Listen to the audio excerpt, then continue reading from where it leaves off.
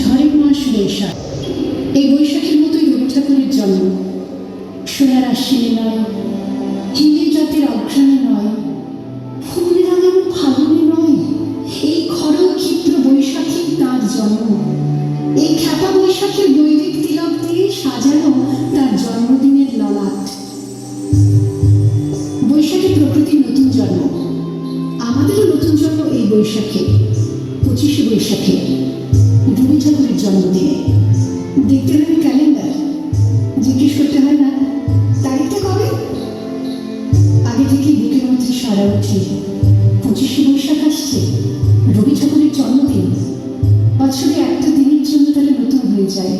চারপাশে নীলে লালে সবুজে হলুদে রঙিন ফুলের আলপনা, মাঝখানে খয়েরি রঙের সুতোয় রোজ দুপুরের না ঘুমানো চোখে কাজের ক্লান্ত অবসরে বোনা হয়ে চলেছে সেই 4টে লাইন।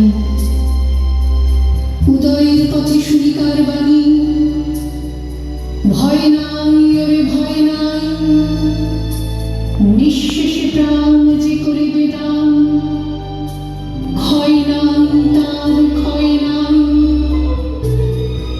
শুধু কি সূচি কাজে না, বিদেশকে চোখের সামনে দৃষ্টান্ত করে রাখার আন্তর্জাতিকতা রবি ঠাকুরের। আমাদের সংস্কৃতিকে মাটির কাছাকাছি এগিয়ে নিয়ে যাওয়ার সংকল্পে রবি ঠাকুর। আমাদের সভ্যতাকে দানবের হাত থেকে ছিনিয়ে নেওয়ার সংগ্রামে রবি ঠাকুর। আকাশে মাটিতে মনে এত যে বৃষ্টি পড়ে, তার ছন্দ রবি ঠাকুরের।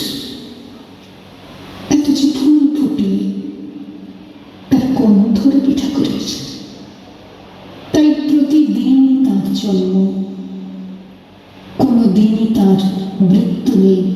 কালের কালা পাহাড়ে সে কোনো দিন যদি ভারতবর্ষ থেকে সমস্ত ঠাকুরের পুজোর প্রদীপ নিভিয়ে দিয়ে যায়, তবু একটি ঠাকুরের বেদি চিরকাল থাকবে মাটির সঙ্গে গাঁথা।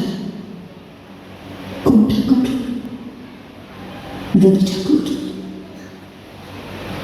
রবি ঠাকুর।